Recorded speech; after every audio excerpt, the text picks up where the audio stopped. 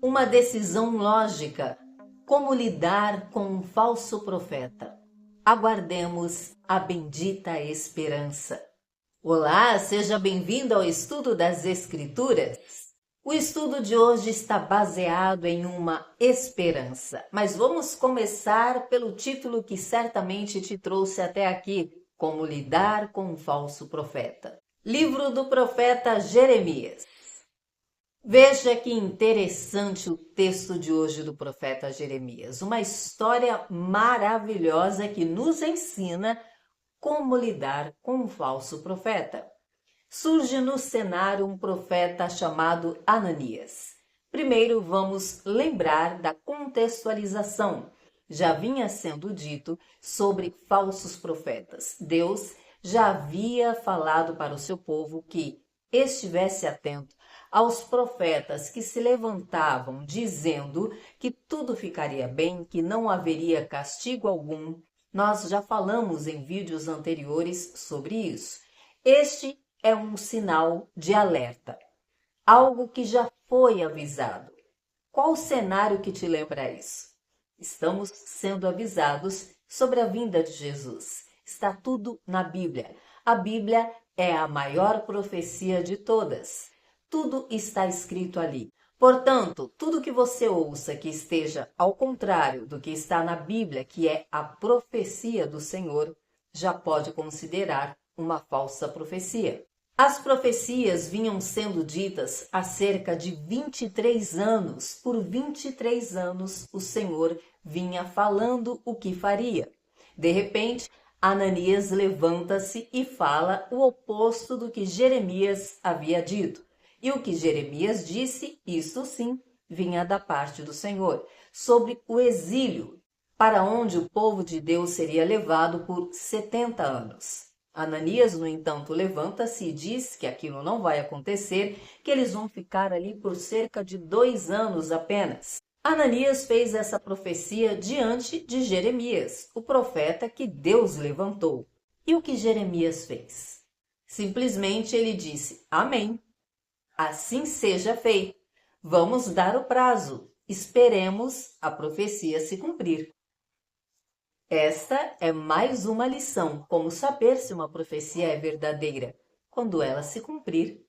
Porém, estamos falando de 70 anos. Teria que esperar 70 anos para saber se a profecia de Jeremias era certa ou a profecia de Ananias.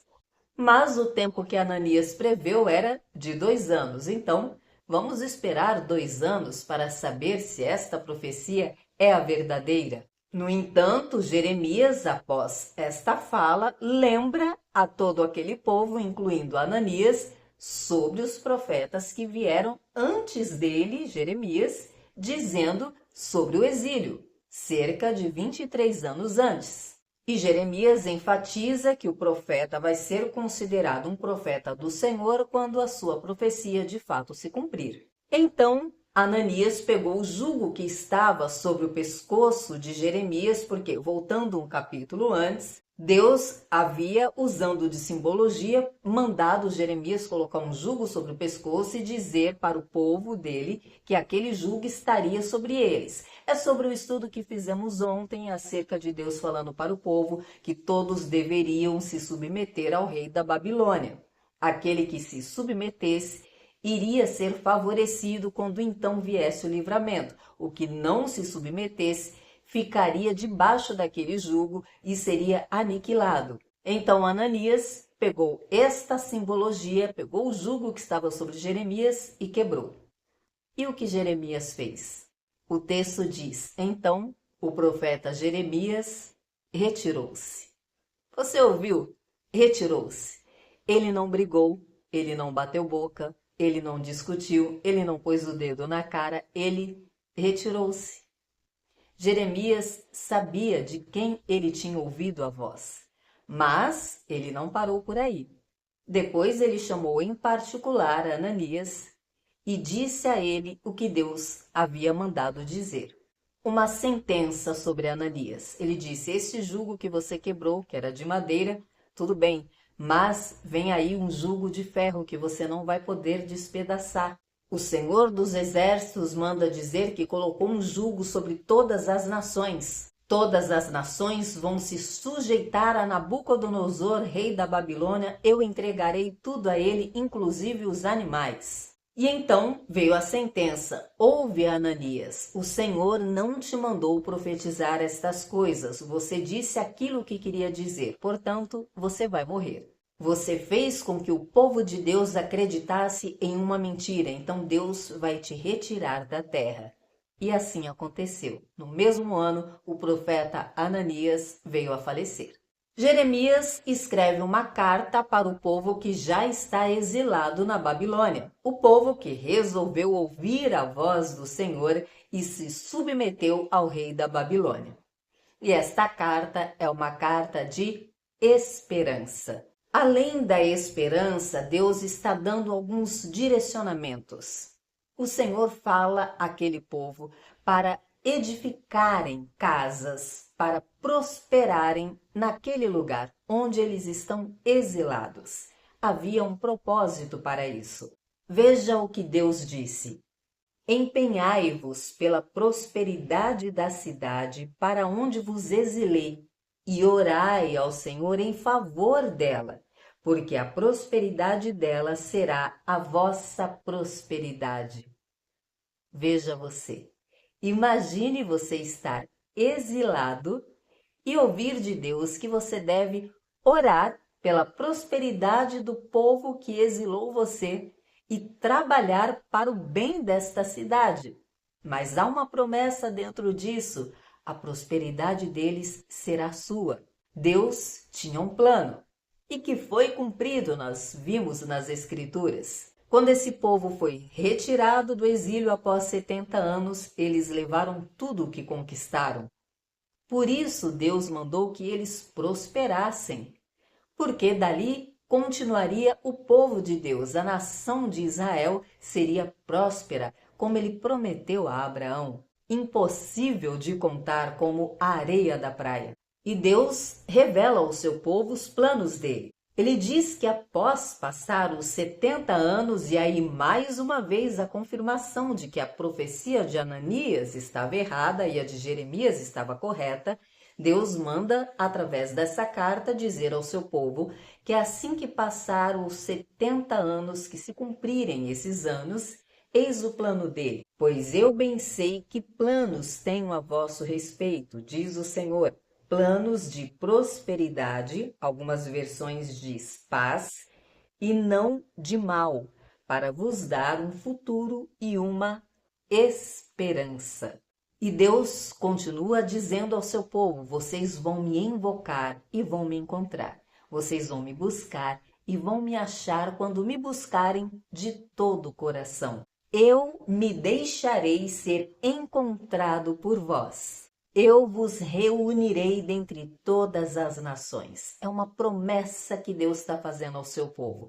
Uma promessa de prosperidade. Olha, vocês vão ficar sim cativo por 70 anos. Porém, prosperem neste lugar. Quando vocês cumprirem os 70 anos, eu vou tirar vocês daí. Vocês vão ser uma grande nação, vão ter prosperado. Eu farei de vocês um grande povo. Deus traz esperança para o seu povo. Mas lembra aquele povo que não ouviu a voz de Deus e que não recebeu o jugo da Babilônia, não se colocou debaixo do jugo da Babilônia. Ele lembra aquele texto que nós já lemos sobre a figura dos figos que ele levou Jeremias a observar e levou testemunhas com ele. Lembra desse texto? Deus repete a promessa de que aquele povo que não obedeceu à ordenança e não aceitou o jugo da Babilônia vai ser tratado como aqueles figos que passaram do ponto, não vão servir para nada, vão ser descartados, porque não deram ouvido à voz do Senhor. Mais um personagem aparece na trama, Semaías. Contra Jeremias, ele fala por que não se levantam contra o profeta Jeremias, já que ele trouxe uma profecia falando que são 70 anos de cativeiro. Semaías insiste. Jeremias disse que ficaremos por 70 anos e ainda disse para a gente edificar casas, prosperar, plantar. E a resposta de Deus para Semaías também chega. E a resposta é: castigarei Semaías. Ele não verá o bem que eu farei ao meu povo e não ficará herdeiro algum dele para ver isto acontecer. E o texto encerra com a promessa do Senhor sendo reforçada. Ele diz: dias virão em que eu exaltarei o meu povo, tirarei o meu povo deste exílio. Eu os levarei de volta à terra que prometi aos seus pais e eles a possuirão. Então, o que aprendemos? Como lidar com o falso profeta? Primeiro, veja se a profecia está na Bíblia, se bate com a palavra de Deus. É o primeiro ponto. Segundo, espere se cumprir.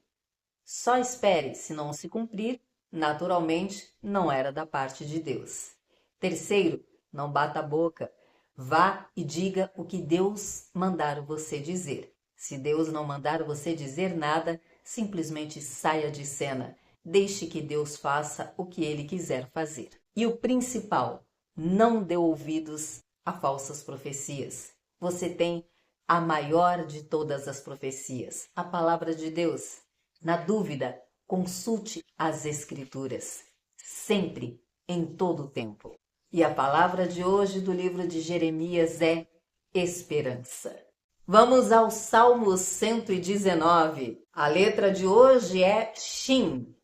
E o tema é sobre bênçãos de uma vida equilibrada.